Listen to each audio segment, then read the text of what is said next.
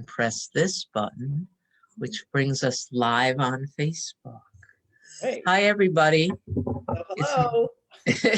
It's me again. And I know you're not tired of seeing my face because I'm not tired of being here, and that's the way it works. And before I introduce you to Carol, and I doubt very much she needs an introduction, but before I do, two quick things. First, as soon as you hear my voice, this is me programming your mind now to hit the share button.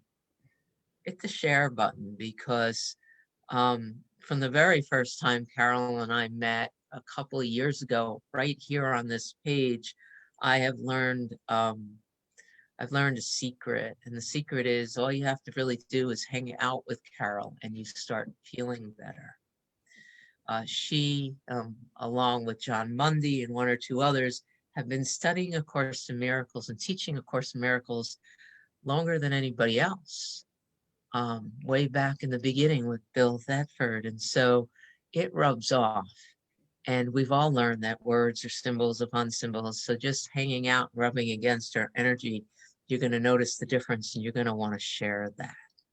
So hit the share button. Let's get the word out about what's going on right now. And then the second thing, once you hit the share button, is I invite you to stop whatever else you're doing. Perhaps even place your hand on your heart and come here where you hear the sound of my voice. You could close your eyes for a moment, just listen to your breath. But the other thing I've learned through all this time hanging out with everyone who just loves A Course in Miracles and loves this teaching and has decided to live this teaching is that if, as you show up here and now and you put all those problems on the shelf, you will discover there are no problems left. When you show up here and now and just say yes to whatever's about to happen without any attachment, you're going to discover this space where there's nothing much to do, but perhaps smile, maybe giggle, relax. From this place here, there's really no problem to solve. There's nothing to take care of. There's no plans to make for a future that's never going to happen. So, yeah, hit the share button and then just be here now. And from this holy instant, it is my blessing and my joy. And here we go. Hair is standing up on Cindy's arms. It is my blessing to introduce you to Carol Howe. Hi, Carol. Hey there. What a marvelous introduction. It's like being here now because there's not a future that actually exists. That's just something we make up. Thank you for saying that. It's like, don't bother to go to some place that doesn't exist. So wonderful, wonderful. It was just recently, it's every time you open the book, right? You read something new. And I think it was just a couple of months ago that I was reading in the teacher's manual. I think it said the section on is healing and the atonement, are they related or something? I don't even, and it was in that section that I learned the definition of the atonement, which was, just dropping the past and losing all interest in the future. And I have fallen in love with that definition of the atonement because it feels easy. Exactly. And I think the question is, like, are they related? It's like it says they aren't related, they're the same. So that just answers that right offhand. So yes, like staying present in the moment is something no one is ever taught to do. In other words, in the normal course of living on the planet, so to speak, it's always running from or trying to ameliorate something in the past or planning and executing something in the future and completely missing out on what really counts, which is being here now. Feels good here now. Yeah. I like it. I like hanging out with you.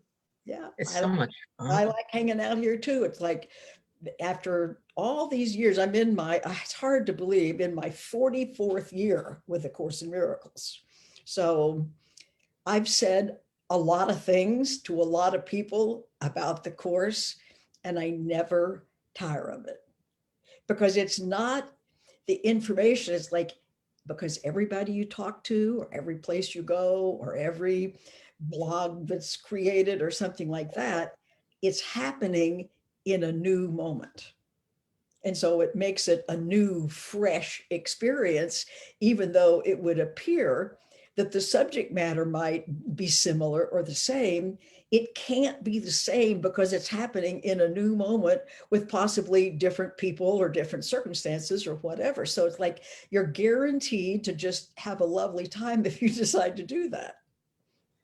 Does that make Here's the sense? other thing. Yeah. And here's the other thing that at least so many things are just shifting for me. I think there are quantum leaps that occur like along our timelines, right? I've lost this, I think at one point I started studying A Course in Miracles because I thought it would give me a better life, right? Or I was, if I remember, and my memory of the past is very hazy these days because, I don't have a lot of interest there. Mhm. But I do believe I used to have a lot of anxiety and panic attacks and pain and problems to solve, right? And I thought Course in Miracles would help with that so that I could have a better life. These days, I recognize that all of this work, there's nothing more fun than hanging out in this work, right? I mean, this is the goal. It is.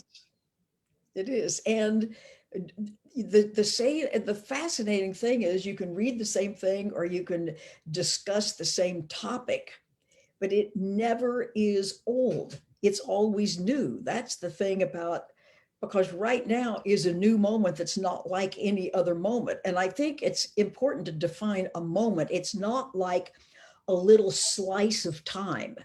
The present is not a slice of time that somehow fits between the past and the future. It's like this moment is it. This is experience right now. And that one of the things that people suffer from, and of course, the course says you suffer from horrible guilt that you've ruined yourself. That's its basic premise, and that we're to be persuaded that in fact we have not.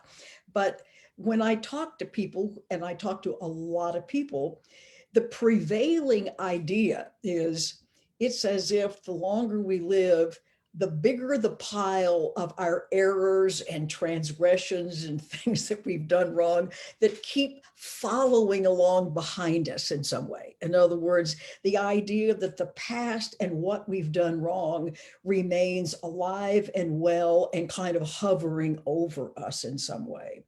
And being disabused of that idea to realize the moment a word or a deed occurs, poof, it's gone.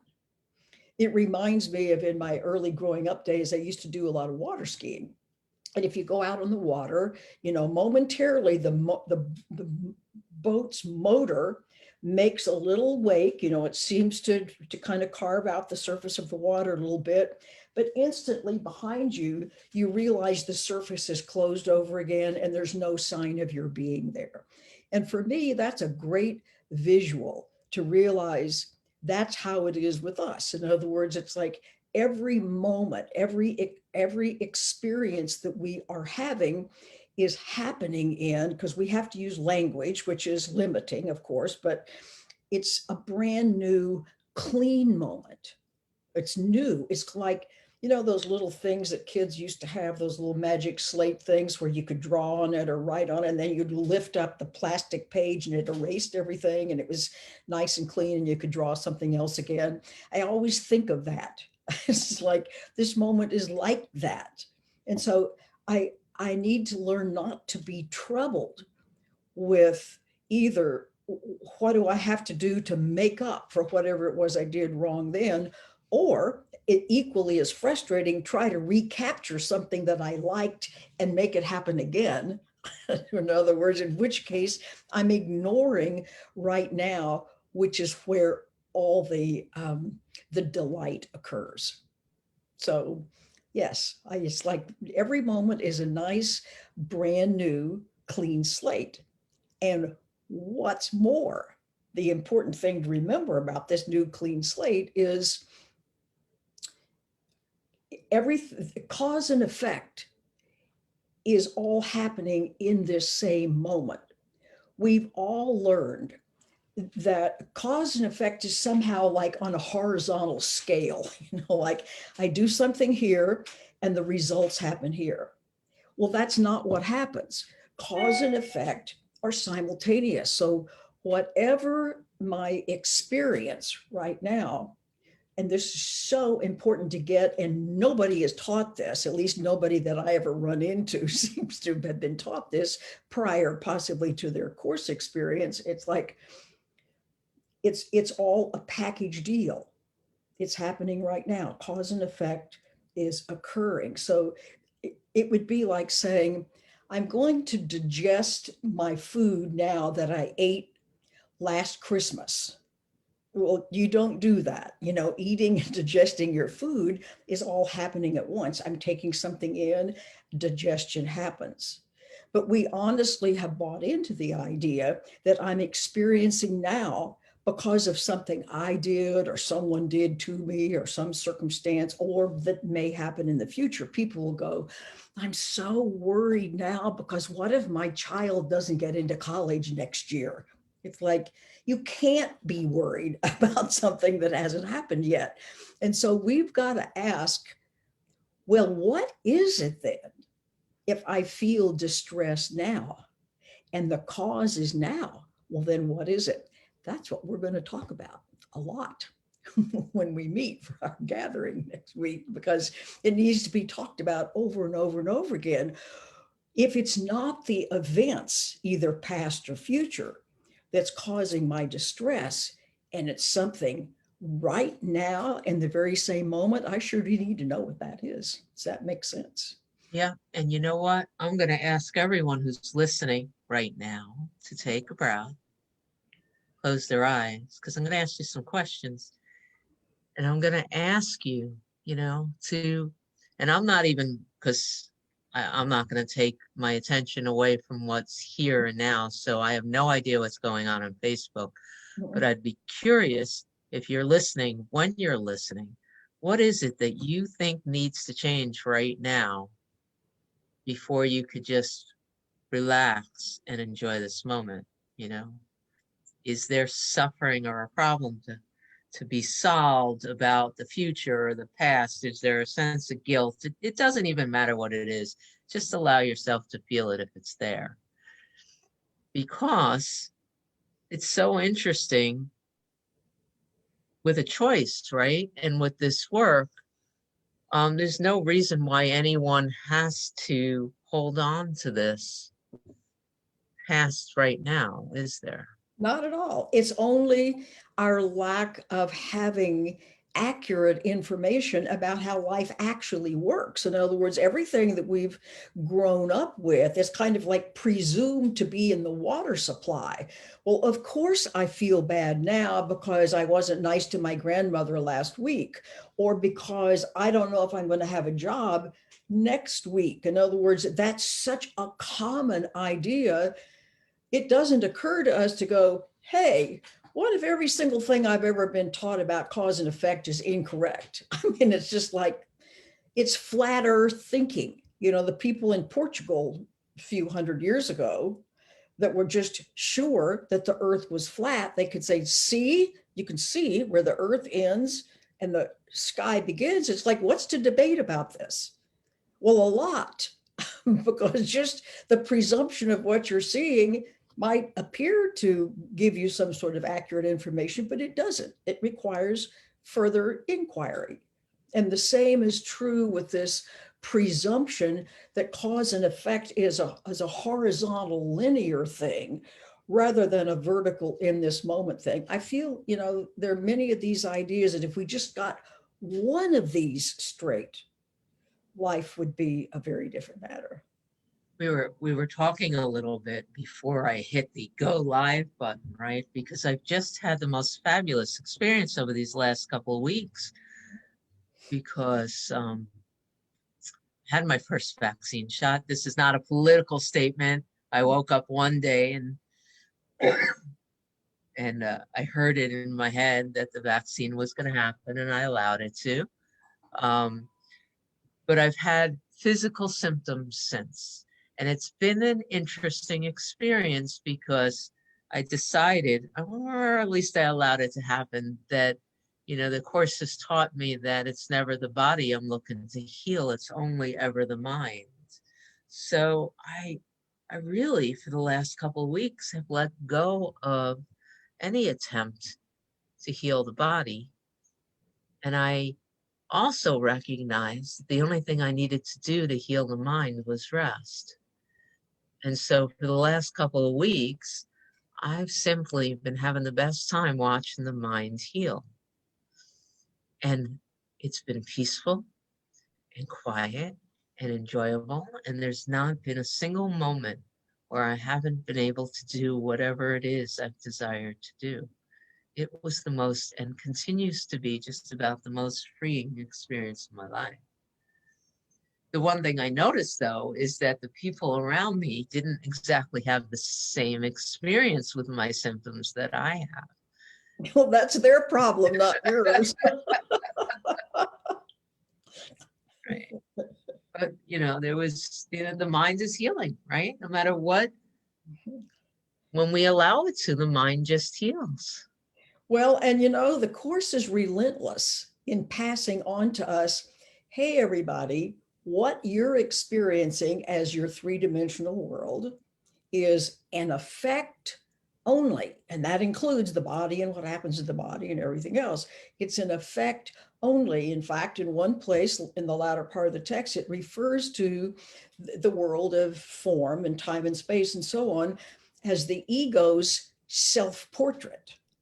In other words, it's like, I refer to it as kind of like an MRI of your soul or something like that. In other words, if people have an MRI, I've never had one, but I certainly know how they work, is that you can see everything that's going on inside to hopefully detect whatever the problem might be.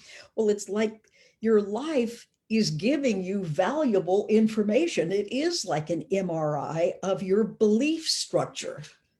So it's like, if something seems amiss, if something seems lacking, if there's too much of something, in other words, if it's unsatisfactory from our perspective, I think if you learn one thing and one thing only in this lifetime from the course, it's that your world is a mirror. Okay, notice how you behave with your bathroom or your bedroom mirror. It's like, you never, ever once expect to go in and stand in front of your mirror to comb your hair, and you've got on a pink shirt, and it would never occur to you to have a conversation with this mirror about, I don't like looking at that pink shirt, and I really need for you to have on a green dress. We don't negotiate with mirrors. We realize that it's giving us valuable information. We also realize the mirror doesn't make the first move. Nobody's bathroom mirror has ever said, okay, I'm now going to be a purple shirt, and so you have to change your clothes. I mean, it's like, if you think how ridiculous that would be. And the course kind of tells us that it's that crazy to think you can fix a problem at the level of the problem, that you can fix something in what we would refer to as the physical world, which has no causative properties whatsoever, but it's giving you constant, immediate feedback that's valuable.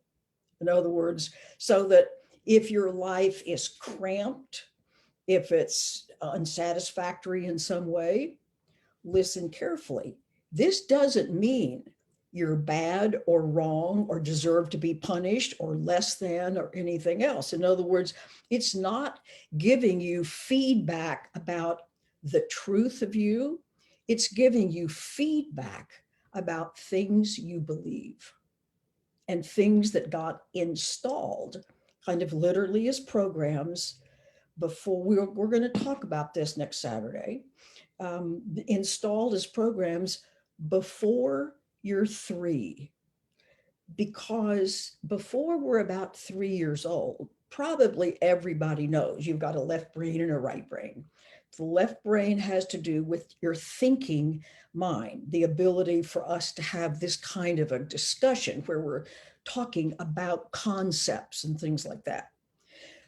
The right brain, for those who may not know, is the feeling part. It allows us to be able to feel. It has nothing to do with thinking. It has nothing to do with concepts.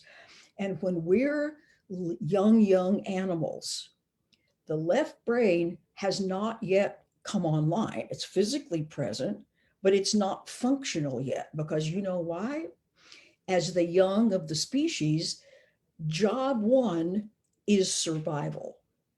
The young of the species have to survive, because if they don't, I mean, no point in talking about anything else. And so this right brain, this is making it super simple. This is kind of almost the cartoon version, but that's okay. It makes the point, which is I'm experiencing only. I'm not thinking about an experience. I'm not even thinking about myself as a person. All I'm doing in that very early time is I'm experiencing. And in that experience and learning to survive in my environment, like the young of all do, it's like I'm learning experientially, oh, this person or situation is safe to go towards. Oh, this I want to recoil from. In other words, we're experientially investigating. And then once we're about 3 years old, the left brain starts to come online. And once it does, and once I can start to think, then I start to build an ego. You can call it an ego or a sense of self or the story of me, as I'm fond of calling it. And this story that I'm beginning to build with my newly online left brain has its roots in this early mulch, so to speak. It's kind of like the mulch of a garden that's now going to start to grow plants. And so from that early experience, I kind of codify that experience into what I think I am and what I think I can do.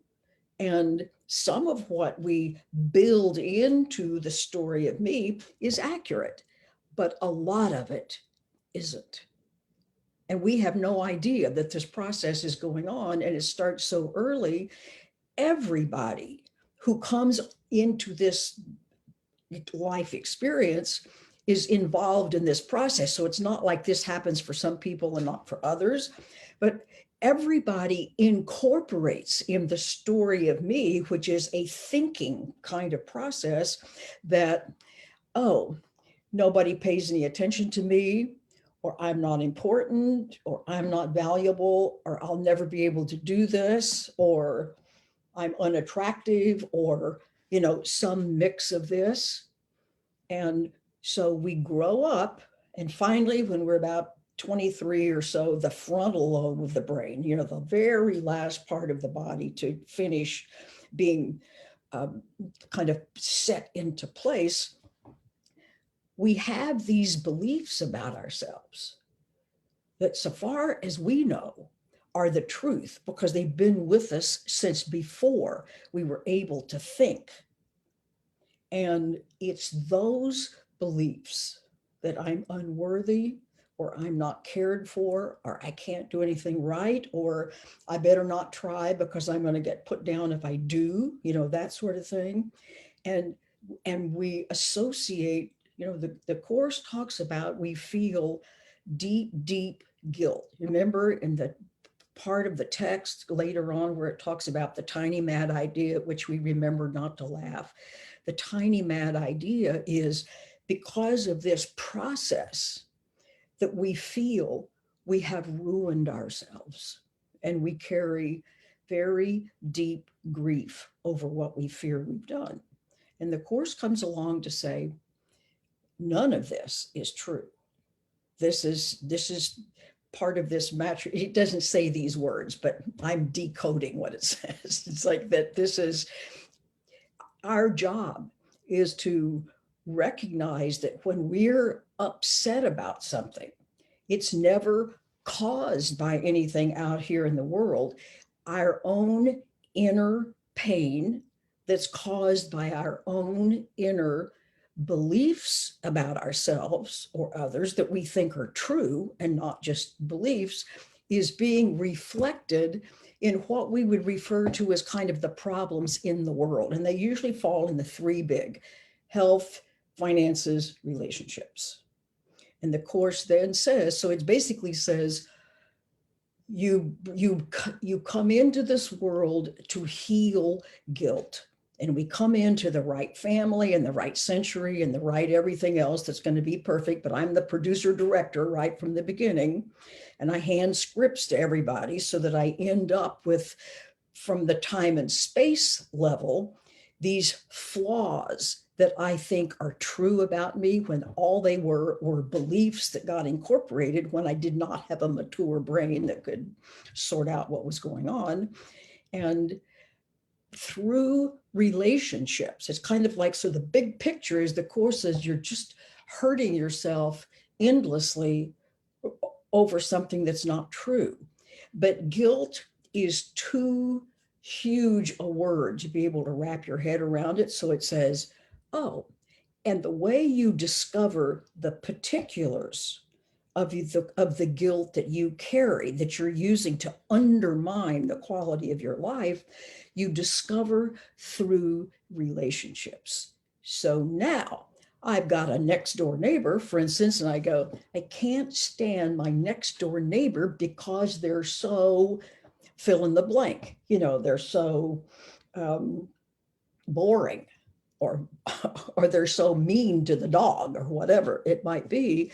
And now I can reduce that great big word of guilt down to a specific. It's like the behavior and words of other people that trigger something in me can now give me very valuable information about what I am specifically holding against myself. And it's the holding against myself in this moment, in this cause and effect moment where everything is a package deal.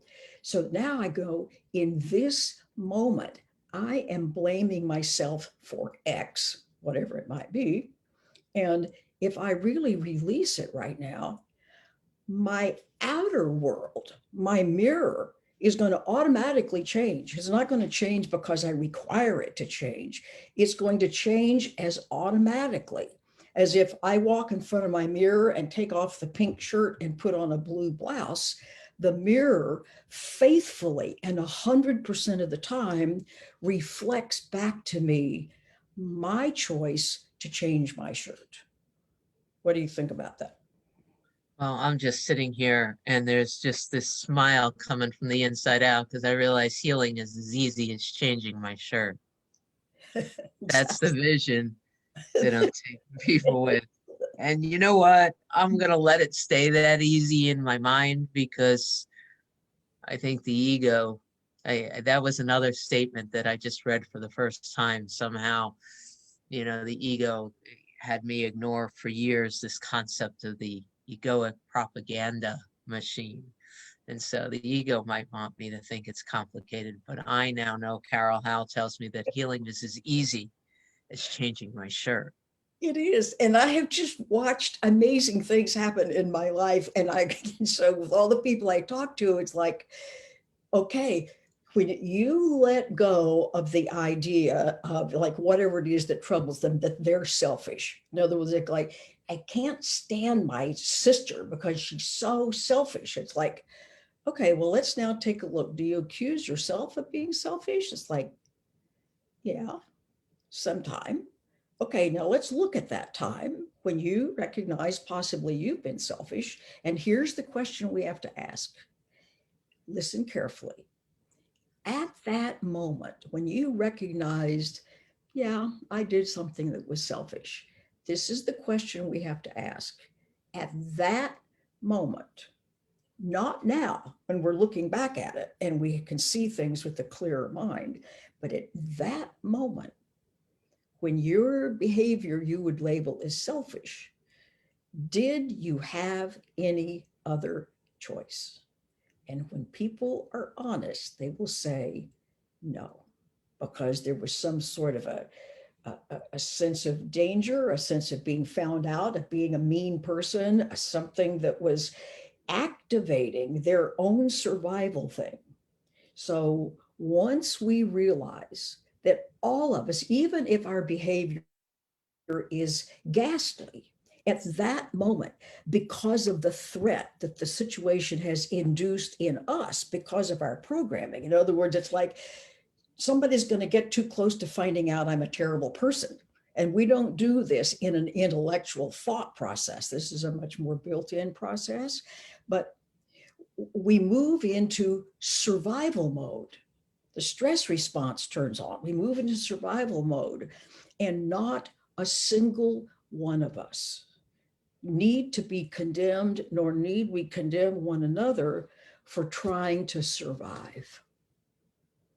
I gotta That, tell you, yeah. that's what happens. I told people when I invited them to do Facebook Lives, let's just come on and talk for 15, 20 minutes. Okay. I didn't even I bother think we've looking. probably talked 15 or 20 minutes. Oh, we're on 31 minutes now. It's been such a joy. I thought I was gonna press the button to check the time to see that maybe we hit 15, 16. This whole holy instant, and linear time, it sort of is not lining up in my space anyway. But I'm just so grateful that you took this time with us, Carol. Oh, And it's my pleasure. And speaking about people doing survival, I'll bring a little time together to closure this way. I was talking to a couple. Um, I was doing some counseling with the wife, and she said, my husband wants to be on this call as well, a Zoom thing. Well, he turned out to be, and I knew nothing about this husband, like nothing about. I had only talked to her on the phone. I've never even seen, I didn't even know whether I'm talking to 30-year-olds or 70-year-olds. I don't know. And so I discovered, and it turns out that he was a very, very knowledgeable man. And as I said, I had no idea about a thing about him. It turns out that he was pretty high up in the chain of command of the Capitol Police, and had a very big fighting role in the January the 6th thing. And he was the first to agree and understand that although it's the situation he found himself in, he was busy fighting because that was his job. But at the same time, he was able to know from this higher perspective that the people who were doing the fighting, kind of on whatever side, were doing the highest and best they knew how to do based on what they believed, based on their own internal things. So I was really impressed with this guy. And I gave him a little bit of conversation in the beginning about early programming. And I said, does this make sense? He said, oh yeah, I know that. He said, I'm trained as a hostage negotiator.